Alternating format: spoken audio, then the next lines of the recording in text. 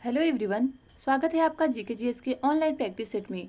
Friends, आज के video में हम सामान्य अध्ययन के टॉप 50 क्वेश्चंस पर डिस्कस करने वाले हैं, जो कि आपकी सभी प्रतियोगी परीक्षाओं की जैसे कि यूपी लेखपाल, super TET, TET, BEd entrance और पेट के लिए अति महत्वपूर्ण साबित होंगे। क्वेश्चन स्टार्ट करने से पहले आपसे रिक्वेस्ट है, वीडियो को पूरा देखिएगा। यदि वीडियो आपको पसंद आता है तो वीडियो को लाइक, सब्सक्राइब और फ्रेंडों में शेयर जरूर करें। चलिए क्वेश्चन स्टार्ट करते हैं। आज का फर्स्ट क्वेश्चन है, उच्च न्यायालय द्वारा व्यक्ति की स्वतंत्रता को सुरक्षित करने के लिए कौन सी रिट जारी की जा सकती है? इसके ऑप्शंस देखते हैं।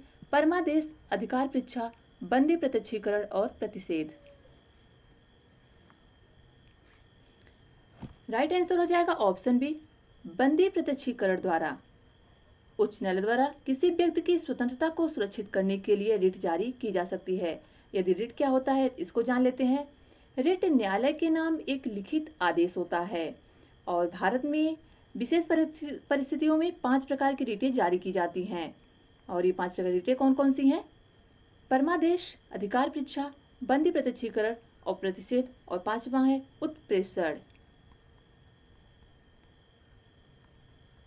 नेक्स्ट क्वेश्चन, भारत में मतदान का अधिकार क्या है? आपको बताना है कि मतदान का अधिकार किस प्रकार का अधिकार है।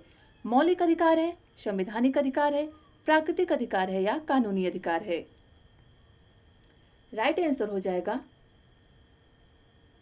ऑप्शन बी, संवैधानिक अधिकार। संविधान और लोक प्रतिनिधित्व अधिनियम 1951 के तहत भारत में मतदान का अधिकार प्रदान किया गया। 61वें संवैधानिक संशोधन 1989 में जो मतदान की आयु थी वो कितने वर्ष कर दी गई? 21 वर्ष से घटाकर 18 वर्ष कर दी गई। और आपको बताना है कि भारतीय संविधान के किस अनुच्छेद में वयस्क मताधिकार का वर्णन है? नेक्स्ट क्वेश्चन, प्रसिद्ध कसीदा कढ़ाई किस भारतीय राज्य या केंद्र शासित प्रदेश से संबंधित है?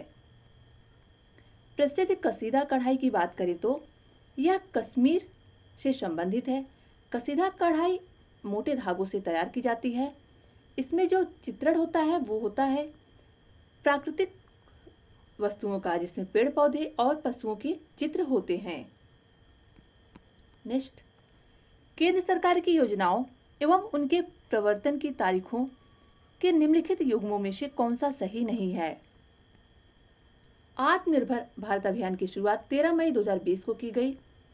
भारत सरकार द्वारा आत्मनिर्भर भारत अभियान के तहत 20 करोड़ रुपए का पैकेज दिया गया था लॉकडाउन में। इस प्रकार ऑप्शन ए तो सही है। इसमें आपको बताना है कौन सा सही नहीं है। मिशन कर्मयोगी 20 नवंबर 2020 को स्टार्ट किया गया, ये रॉन्ग है, क्योंकि मिशन कर्मयोगी 20 सितंबर 2020 को स्टार्ट किया गया। सिविल सेवा क्षमता निर्माण के माध्यम से शासन को बढ़ाने के उद्देश्य से मिशन कर्मयोगी स्टार्ट किया था। और प्रधानमंत्री स्वनिधि योजना यह आवास एवं शहरी मंत्रालय द्वारा जारी किया गया। कब जारी किया गया? 1 जून 2020 को। और समर्थ योजना यह कपड़ा मंत्रालय द्वारा जारी किया गया है 14 मई 2020 को। इस प्रकार सभी ऑप्शन सही हैं, ए, सी, डी। राइट आंसर इसमें क्या हो जाएगा? ऑप्शन डी, मिशन कर्मयोगी, जो कि 20 नवंबर को नहीं बल्कि 20 सितंबर 2020 को जारी किया गया। Right answer option B. Next question, Bharat के सकल घरेलू उत्पाद यानी जीडीपी का सबसे बड़ा हिस्सा कहां से आता है? भारत के सकल घरेलू उत्पाद जीडीपी का सबसे बड़ा हिस्सा जो आता है वो आता है सेवा क्षेत्र से। भारतीय जीडीपी का लगभग 60% योगदान है सेवा क्षेत्र का भारतीय जीडीपी में। और सेवा क्षेत्र में कौन कौन से क्षेत्र आते हैं? इसमें आता है व्यापार, परिवहन, याद रखिएगा, संचार, बैंक, बीमा आदि। व्यापार, परिवहन, संचार, बैंक, बीमा आदि ये सब सेवा क्षेत्र के अंतर्गत आते हैं। और प्राथमिक क्षेत्र के अंतर्गत कौन आते हैं? कृषि और खनन, उत्खनन, ये सब प्राथमिक क्षेत्र के अंतर्गत हैं। मत्स्य पालन भी प्राथमिक क्षेत्र के अंतर्गत आता है भारतीय अर्थव्यवस्था में, और द्वितीय क्षेत्र के अंतर्गत आते हैं उद्योग और विनिर्माण। नेक्स्ट क्वेश्चन, निम्नलिखित में से कौन सा तंत्र सही सुमेलित नहीं है? कार्बन डाइऑक्साइड एक तरफ ग्रीन हाउस गैस है और उसकी तरफ उसके प्रमुख स्रोत हैं। कार्बन डाइऑक्साइड का मुख्य स्रोत क्या होता है? थर्मल पावर स्टेशन, ये तो बिल्कुल सही है। क्लोरोफ्लोरोकार्बन का जो स्रोत है वो ऑटोमोबाइल्स, ये नहीं सही है, क्योंकि क्लोरोफ्लोरोकार्बन का जो स्रोत होता है वो रेफ्रिजरेटर एवं वातानुकूलित यंत्रों में जो शीतकारक के रूप में प्रयोग किया जाता है वो क्लोरोफ्लोरोकार्बन के लिए मुख्य रूप से उत्तरदायी होते हैं। और क्लोरोफ्लोरोकार्बन की अधिकता से ओजोन क्षरण होता है, इसका मुख्य कारण ओजोन क्षरण है। इस प्रकार राइट आंसर हो जाएगा ऑप्शन बी। नाइट्रस ऑक्साइड की जो प्रमुख स्रोत है वो है जलमग्न धान के खेत, और सल्फर डाइऑक्साइड का ग्रीन हाउस गैस का निर्माण किससे होता है? ईंट के भट्ठे से सल्फर डाइऑक्साइड गैस का उत्सर्जन होता है। नेक्स्ट क्वेश्चन, सबके लिए सतत ऊर्जा पहल, सबके लिए सतत ऊर्जा दशक पहल प्रारंभ कब किया गया, किसके द्वारा? सबके लिए सतत ऊर्जा दशक की पहल यह किसकी देन है? राइट आंसर ऑप्शन है संयुक्त राष्ट्र संघ की। संयुक्त राष्ट्र संघ द्वारा 2014 से 2024 के दशक को सभी के लिए सतत ऊर्जा का दशक घोषित किया गया है। याद रखिएगा, सबके लिए सतत ऊर्जा दशक 2014 से 2024 को संयुक्त राष्ट्र संघ द्वारा इसको घोषित किया गया। नेक्स्ट क्वेश्चन है, निम्नलिखित में से कौन सही सुमेलित नहीं है? नहीं वर्ड को पहले क्वेश्चन हम ध्यान से पढ़ते हैं किसी भी एग्जाम में, क्योंकि नहीं वर्ड से हमारे कंफर्म एक दो क्वेश्चन एग्जाम में गलत ही हो जाते हैं। तो पारा की कमी से एक तरफ प्रदूषक है और दूसरी तरफ उनसे होने वाली बीमारियां। पारा की अधिकता से कौन सा रोग होता है? मिनीमाता, ये सही है। कैडमियम की अधिकता से इटाई, नाइट्रेट की अधिकता से ब्लू बेबी सिंड्रोम, ये भी सही है। कौन सा सही सुमेलित नहीं है? तो राइट आंसर हो जाएगा ऑप्शन डी, फ्लोराइड आयन की जो अधिकता से जो रोग होता है वो होता है फ्लोरोसिस। क्या होता है?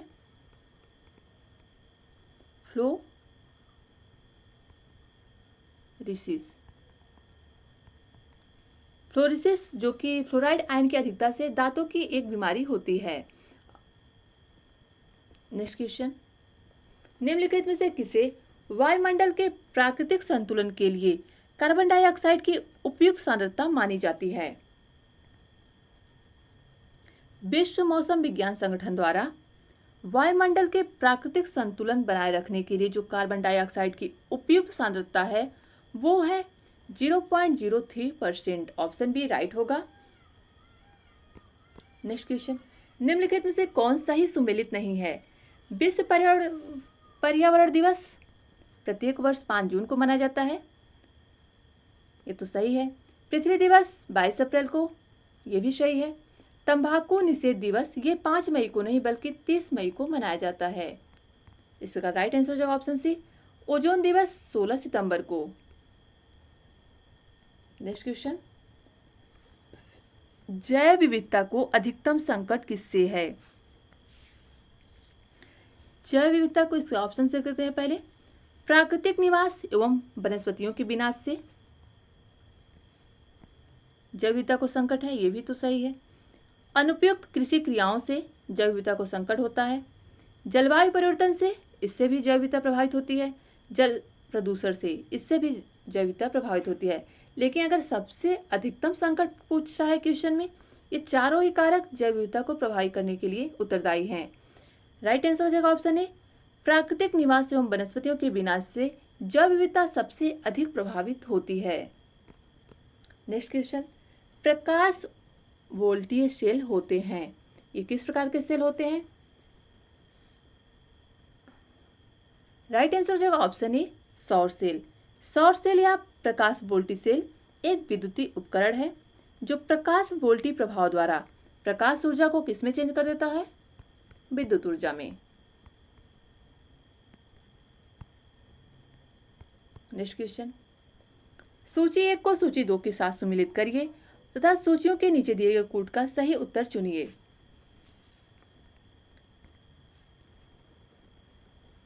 एक तरफ उत्पादन है और दूसरी तरफ उससे संबंधित कल्चर।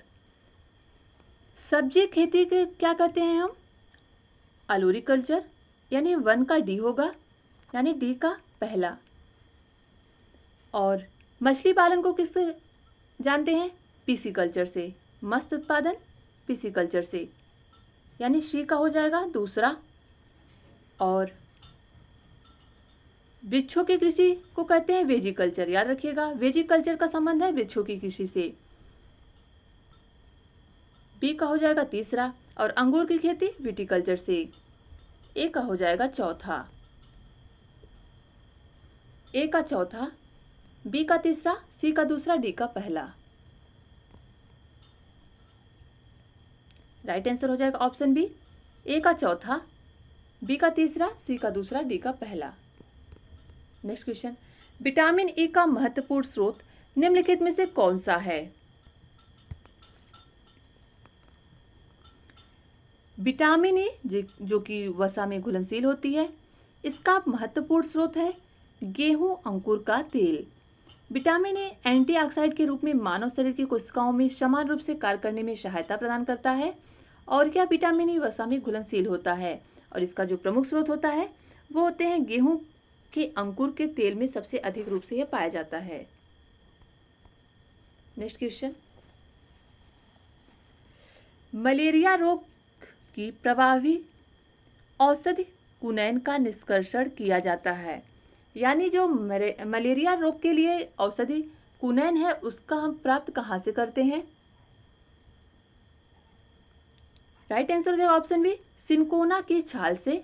सिनकोना एक आवृतबीजी पौधा है और इसी के छाल से हम कुनैन दवा का निर्माण करते हैं, जो कि मलेरिया रोग में के उपचार में काम आता है।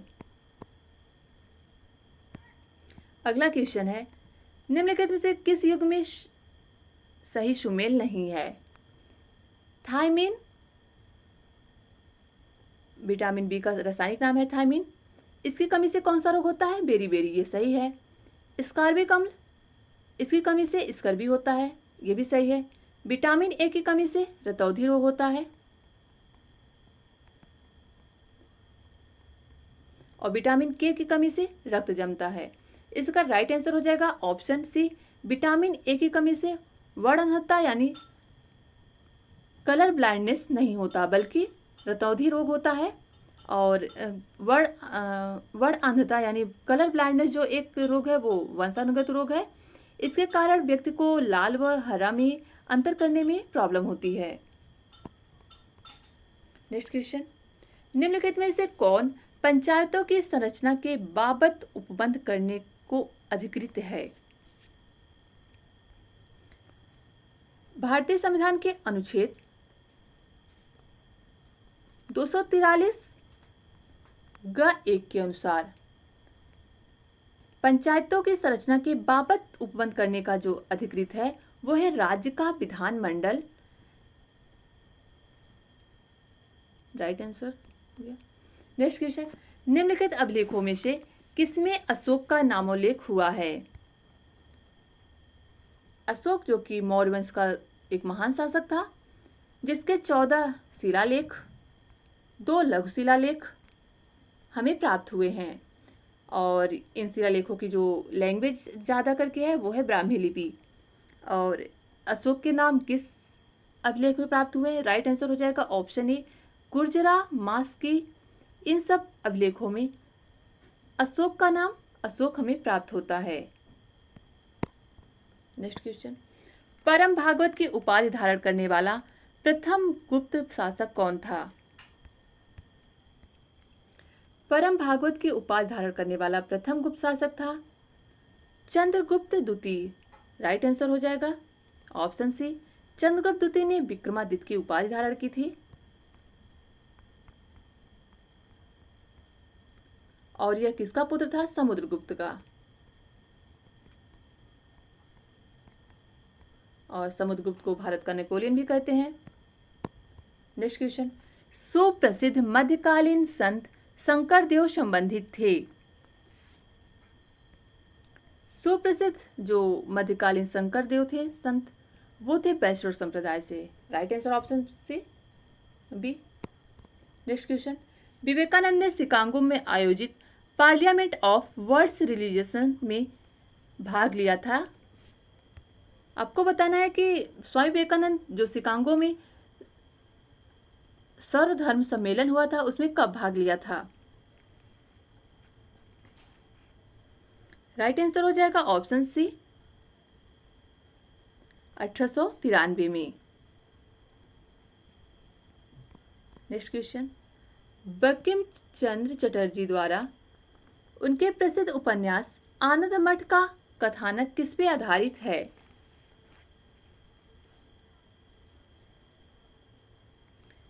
राइट आंसर हो जाएगा ऑप्शन डी सन्यासी विद्रोह पे। यह एक बंगाली उपन्यास है जिसको 1882 में प्रकाशित किया गया था और यह किस पे आधारित है, सन्यासी विद्रोह पे। और आनंद मठ से ही भारत का जो राष्ट्रीय गीत है वंदे मातरम भी लिया गया है। नेक्स्ट क्वेश्चन, अखिल भारतीय किसान सभा के संस्थापक अध्यक्ष थे। अखिल भारतीय किसान सभा के संस्थापक अध्यक्ष जो थे, राइट आंसर है ऑप्शन बी स्वामी सहजानंद सरस्वती, जिन्होंने अप्रैल 1936 में अखिल भारतीय किसान सभा की अध्यक्षता की थी। निम्नलिखित में से किसे भारत में स्थानीय स्वशासन का जनक माना जाता है।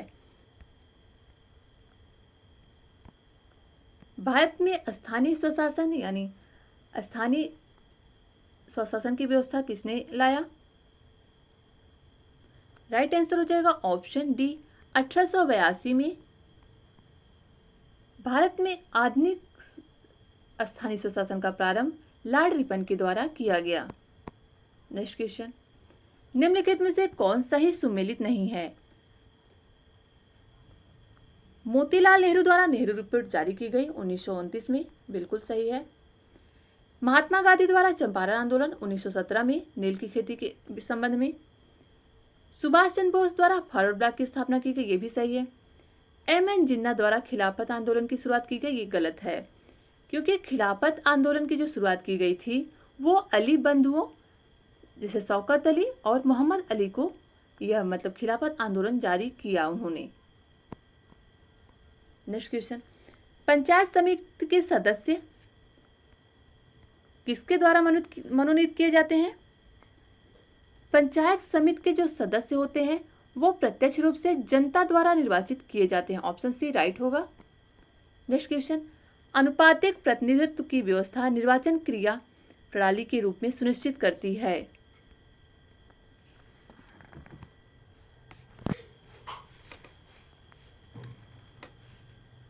अनुपातिक प्रतिनिधित्व की व्यवस्था निर्वाचन क्रिया प्रणाली के रूप में अल्पसंख्यक समूहों के प्रतिनिधित्व को सुरक्षित करती है। ऑप्शन डी राइट होगा। इस प्रणाली में सभी वर्गों के समुचित प्रतिनिधित्व सुनिश्चित होता है। नेक्स्ट क्वेश्चन, हमारे संविधान के किस भाग में 3 सोपानों में पंचायतें बनाने की परिकल्पना की गई है, यानी पंचायती राज व्यवस्था का भारतीय संविधान के किस भाग में है वर्णन।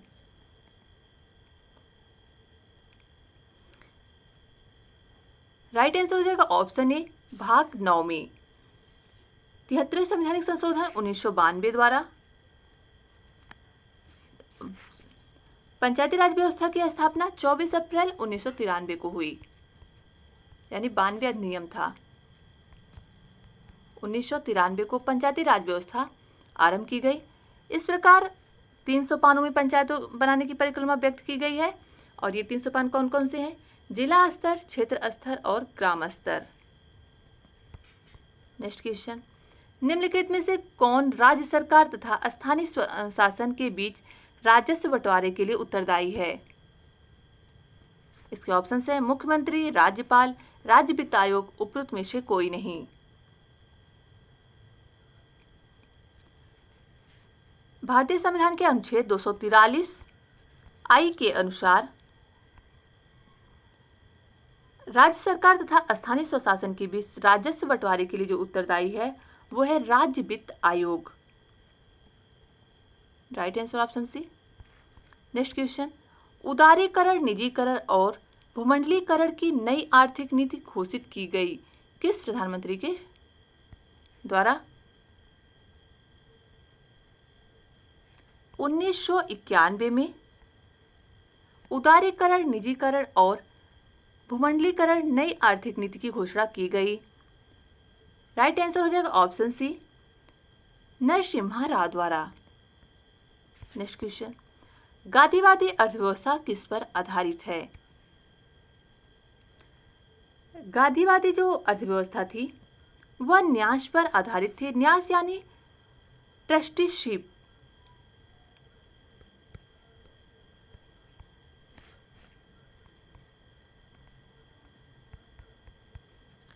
और यह आर्थिक एवं सामाजिक कल्याण पर यह योजना गांधीवादी अर्थव्यवस्था आधारित थी, जिसको हम न्यास के रूप में जानते हैं।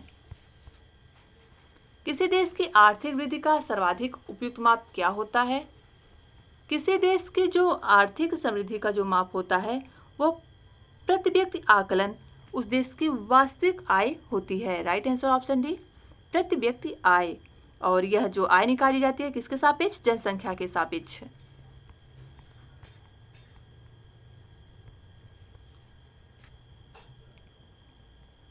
नेक्स्ट क्वेश्चन, भारत में निम्नलिखित किस राज्य में नगरीय घनत्व सर्वाधिक है?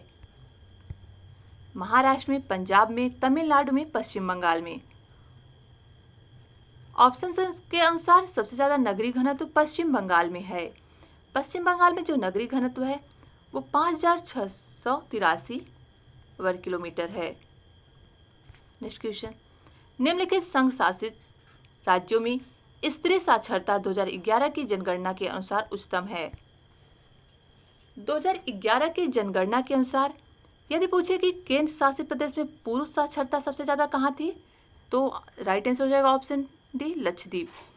ये पुरुष साक्षरता सबसे ज्यादा लक्षद्वीप में पाई गई 2011 की जनगणना के अनुसार। केंद्र शासित प्रदेशों की बात चल रही है। और स्त्री साक्षरता ये थी पुदुचेरी में। Right answer option A, Puducherry में सबसे ज्यादा स्त्री साक्षरता पाई गई और लक्षद्वीप में सर्वाधिक पुरुष साक्षरता। नेक्स्ट क्वेश्चन, राम सेतु शुरू होता है यानी आदम ब्रिज कहां से शुरू होता है? आदम ब्रिज भारत के पब्बन द्वीप के अंतिम छोर धनुषकोडी से प्रारंभ होता है। और राम सेतु किसके किसके बीच है? ये भारत और श्रीलंका के बीच। नेक्स्ट क्वेश्चन, संसार का सर्वाधिक जनसंख्या वाला मरुस्थल कौन सा है? संसार का सर्वाधिक जनसंख्या वाला जो मरुस्थल है वो है थार मरुस्थल। यहाँ लगभग जो जनसंख्या घनत्व पाई जाती है वो 83 है और अन्य मरुस्थलों में जो जनसंख्या घनत्व है वो 7 वर्ग किलोमीटर जनसंख्या घनत्व है। नेक्स्ट क्वेश्चन, निम्नलिखित में से कौन सा सही सुमेलित नहीं है? एक तरफ झील है, दूसरी तरफ उसकी स्थिति। लोनार झील कौन सही सुमेलित है? लोनार झील मध्य प्रदेश में है, ये तो पहले ही रॉन्ग है। लोनार झील महाराष्ट्र में है।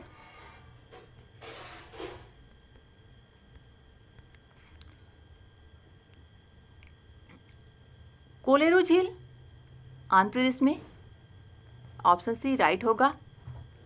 पुलिकट झील ये तमिलनाडु और आंध्र प्रदेश की सीमा पे है। Right answer option C, Kolleru झील आंध्र प्रदेश में है। नेक्स्ट क्वेश्चन, निम्नलिखित में से कौन सी खरीफ फसल नहीं है? खरीफ फसल सरसों नहीं है। कपास, मूंगफली, मक्का, धान ये सब खरीफ फसल के अंतर्गत आती हैं। इसका right answer option D. Complete होते हैं हमारे पूरे 50 क्वेश्चन आपको कैसे लगे कमेंट बॉक्स में लिखकर जरूर बताइए। और वयस्क मताधिकार आर्टिकल 326 में वर्णित है, याद रखिएगा। Thanks for watching.